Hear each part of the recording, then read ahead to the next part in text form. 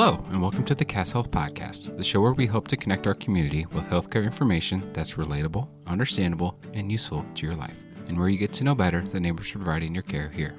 I'm your host, Carter Anderson, and in today's episode, we'll be talking about winter skincare with Cass Health's Dermatology Provider, Sindt. Before we get started, 2 quick disclaimers. First, the comments in this podcast do not necessarily reflect the views of Cass Health. Second, the information in this podcast is not intended to be construed as personal medical advice. Always consult your primary care provider with your questions and concerns regarding your health. Lace, thanks so much for taking some time to join us today. Thanks for having me. So, November is Healthy Skin Month, and to quote Game of Thrones character Ned Stark, winter is coming.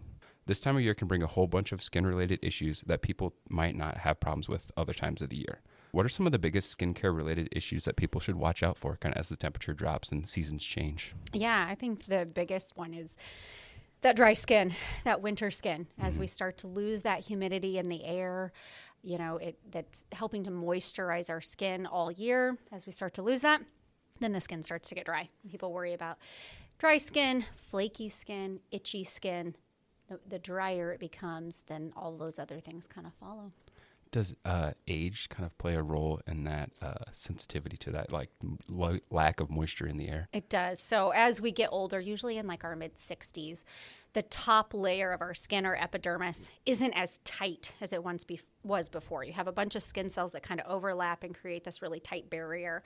And as we get older, unfortunately, it loosens. And then that creates kind of, a canal to lose moisture and not be able to hold as much moisture in. So age.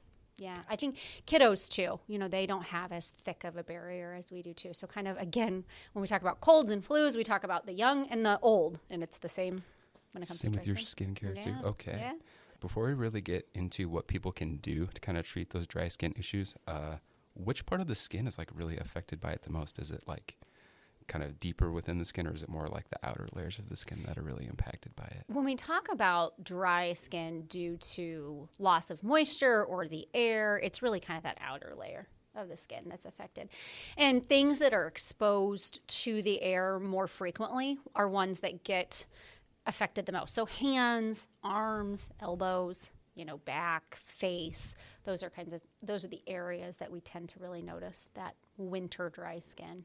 Gotcha. So kind of going from that winter dry skin, what are some big red flags for people to look out for when like the dry skin can really become an issue? Like what is something that someone should be, okay, this is more than just, I need a little CeraVe or something on this. I need to come in and kind of get it seen for this and get it treated. CeraVe. There we go.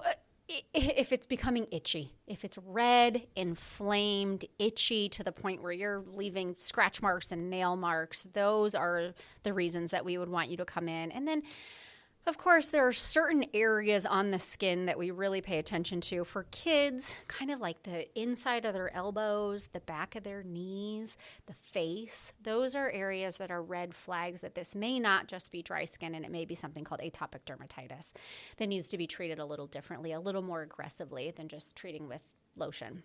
And then for, a condition like psoriasis, if you have those, they're just like thick, scaly, silvery areas, we call them plaques, but elbows, knees, back of the scalp, those are areas that are common that are psoriasis. So if you're struggling with that and you think, I just have this dry skin, but it's just on my elbows and my knees or on my scalp, it may not just be dry skin, and it may be psoriasis that needs to be evaluated a little further. Gotcha. Are there other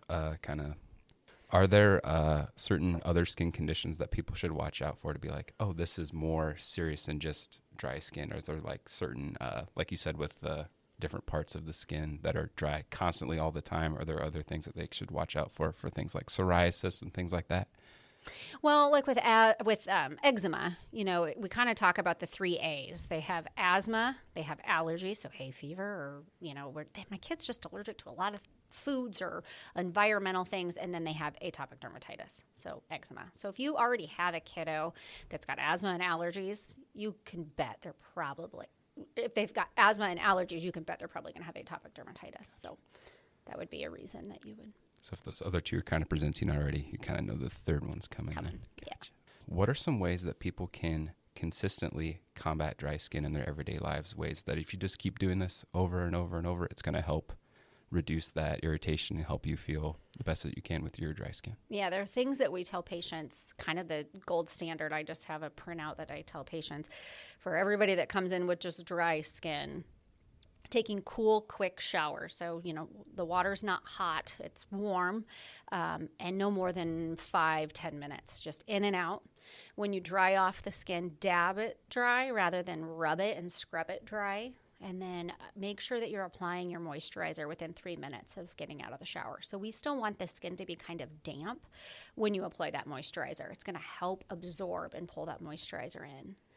Something you can do for your house is to get a humidifier. And they're all different kinds. I mean, you don't have to get like the big house humidifier, even one that just goes in the bedroom at night. That's the biggest benefit you're going to get, is just put it in the bedroom at night. They do have like big room humidifiers on Amazon. I already have mine going because, the first few days that it kind of dipped, I knew that the skin was going to get dry. So you kind of mentioned moisturizer there, and I kind of wanted to circle back to that. I know after showers, when people typically apply that moisturizer and other skin products, is that the right time to apply those products kind of right out of the shower? And then how often should people be doing that? Is it after every shower that they take every day, or is it a kind of a more less routine than that? Yeah, every day for sure. Right after the shower, absolutely every day. And then for people that really struggle with dry skin, multiple times a day. I mean, 2, 3, 4 times a day. If you're needing to apply it to the hands, the elbows, the forearms, those kinds of things. Yeah, but definitely once a day. And the sooner you start in the winter months or as the temperature drops, the better you'll be throughout. If you're trying to play catch up in January, it's really hard to get caught up to that moisture. Just that, again, that consistency kind of overrides everything. There we go. Just get the big bottle of CeraVe. Right. Yeah. For those moisturizers, I know there's kind of winter and there's summer ones. Is there a difference between the products? Like, are you going to be in trouble if you use your summer moisturizer in the middle of January, or? Depends on what kind of skin you have. Okay. That's why you got to come see me. And I'll There you tell go. you what kind of skin you have. There's some patients that can get away with the thinner moisturizer during the summer and a thicker moisturizer in the winter. And then there are some patients that you're always going to use the thicker moisturizer. When you go and see your dermatology provider, they can tell you which type of moisturizer your skin's going to be able to tolerate without being too occlusive. I think that's what patients worry about. Well, it's going to be thick, or it might break out in zits, but a dermatology provider is trained to know what your skin will be able to tolerate. That's what I wasn't sure what the difference was between them. It's just that the winter ones are kind of thicker and help keep that moisture inside. So the ones in the summer, quote unquote, are lotion. Mm-hmm. The ones in the winter are creams. And based upon just the vehicle of delivery, a cream is thicker and penetrates the skin deeper than a lotion. When we're in the shower, what type of soap brands or body washes should people watch out for? Are there any dermatologist recommended brands that you would suggest? Yeah, hands down. Dove Sensitive Skin Bar Soap. That is what we recommend for psoriasis patients, eczema patients, dry skin patients, anybody. So Dove Sensitive Skin Bar Soap. And then just staying away from any of those fragrances, just in general. The Bath & Body Works, the Ivory, the, whatever it is that's got that, if it's a sea breeze or a jasmine cherry or something, you can bet that it's going to have perfume in it, and that's stripping the skin of its natural oils. And obviously our natural oils is what helps to keep us hydrated. Gotcha. So if it smells good, try to avoid it. Unfortunately. Instead. Okay. Yeah. If it smells good, probably not great to put on your skin. Not the best for your skin. Okay. Yeah. I know a lot of people are super big fans of Aquifer and stuff like that. What are your thoughts on Aquifer, and how often are you supposed to apply things like that as well? Yeah, so talking about lotion and creams that we were just talking about, CeraVe, hands down. CeraVe makes a lotion, they make a cream, they make itchy skin. Any of those are great products. The CeraVe line is developed with ceramides in it, and the ceramides help restore the skin's barrier. So rather than just trying to put an oil on the skin in hopes to create a protecting layer, it actually goes in and restructures the skin cells and helps build those skin cells. So that's great. Aquaphor and Vaseline are also other really great products, especially for under the eyes where it can get really dry and crepey. at this time, or even with age, or on the lips where they can get really dry and crepey. Aquaphor is a little better than Vaseline at rebuilding the skin. So Vaseline is wonderful, but Aquaphor is a little better at if you're trying to rebuild that skin barrier. Never use Neosporin. Why is that? Yeah. So Neosporin has something called neomycin in it, which is a very highly allergic product or ingredient that a lot of patients are allergic to. So I don't know if, a patient's ever gotten a cut and they put Neosporin and a Band-Aid on, and then all of a sudden around that cut it's really red and irritated and maybe even blistery. A lot of times that's from the ingredient neomycin. Also, it's really drying, so it's not going to help restore your skin barrier. Gotcha. So instead of Neosporin, what other things should we steer people towards? Kind of that Aquaphor for the skin, kind of Vaseline. That type of stuff. Yeah, anytime we do a skin biopsy here in clinic, Vaseline and a Band-Aid for 7 days, because Vaseline does just as good of a job at healing the wound as Neosporin. It does better. Without the irritant in it? Without the irritant. Okay. Is there a difference between face and body lotions?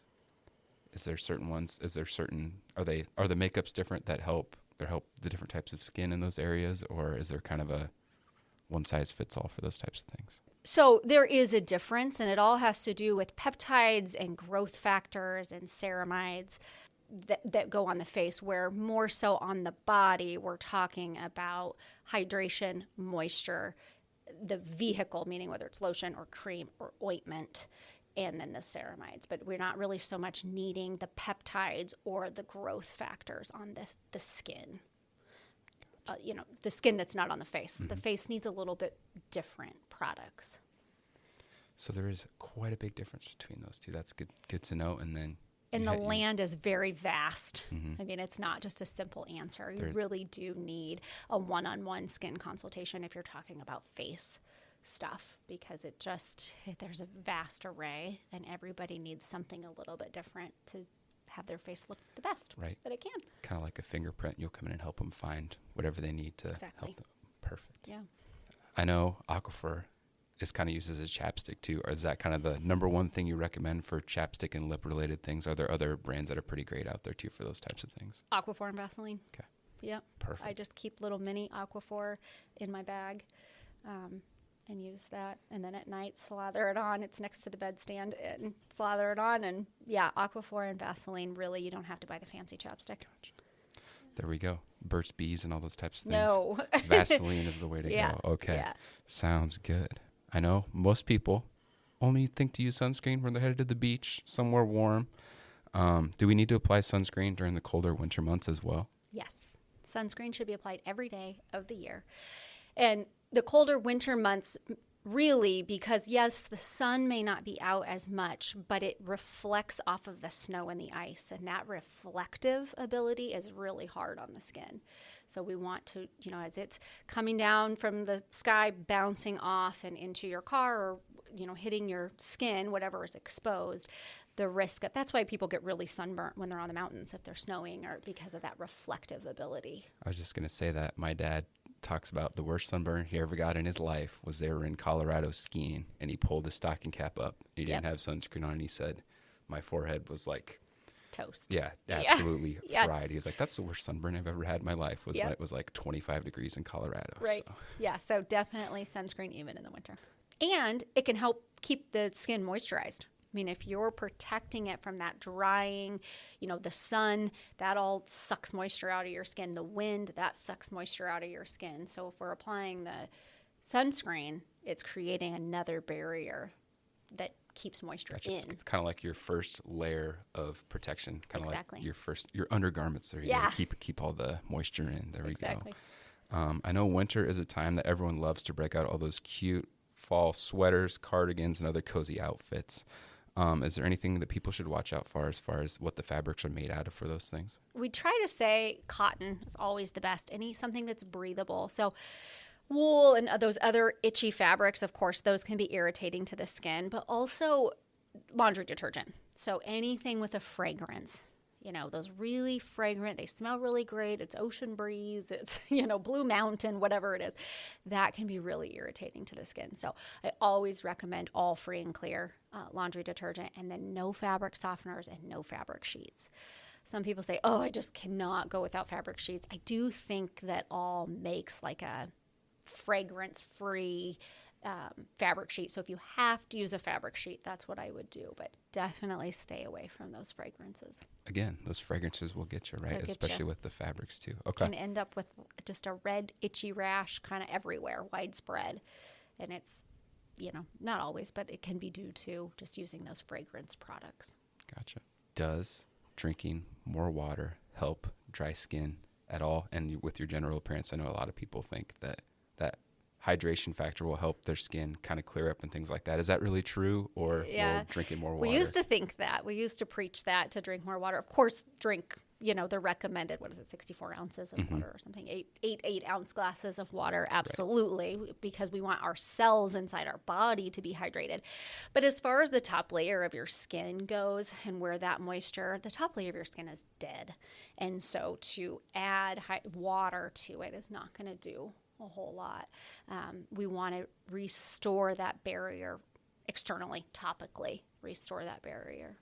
So it's more of a external, keeping everything in instead of you're not going to be able to fill it back up at that point, right? Exactly. Like that part's done. That part's done. Okay. Yeah. So just stick to your recommended 64 ounces a day for most people. Yes, and you would get more benefit for dry skin by doing things topically. Lotions, ceramides, creams, reducing fragrance, than drinking more water. I think we need to talk.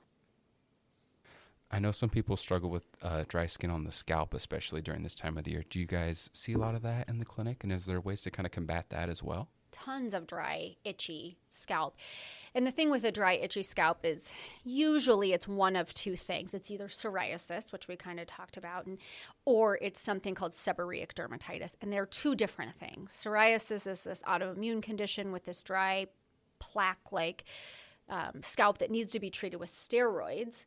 And seborrheic dermatitis is usually a yeast component, a fungal component, that we just get an overgrowth of fungal, and it has to be treated with an antifungal medication. So all that to say they're not treated equally. That's why it's important to see your dermatology provider, because you wouldn't want to put steroids when you have a fungal infection, and if you used antifungal medication, it would never cure your psoriasis. So seeing and being able to differentiate between that. But, if you have psoriasis on the scalp, we treat it with steroids. If you have seborrheic dermatitis or this fungal overgrowth of this fungal, we treat it with ketoconazole shampoo, these medicated prescription strength antifungal shampoos. Gotcha. So it depends on kind of which of those two issues that you have that your dermatologist will let you know, and then we'll kind of give you a prescription for success. And we have lots of patients that come in and, oh my gosh, I've had this dry, flaky scalp, and I've been using this antifungal shampoo forever and ever, and it kind of helps, but it doesn't help. Well, it was really psoriasis. Mm-hmm. You're like, I know what'll help, and then that other thing. So once we switch them, then their scalp is better. Lace, thanks so much for taking some time to join us today. Thanks for having me. You bet.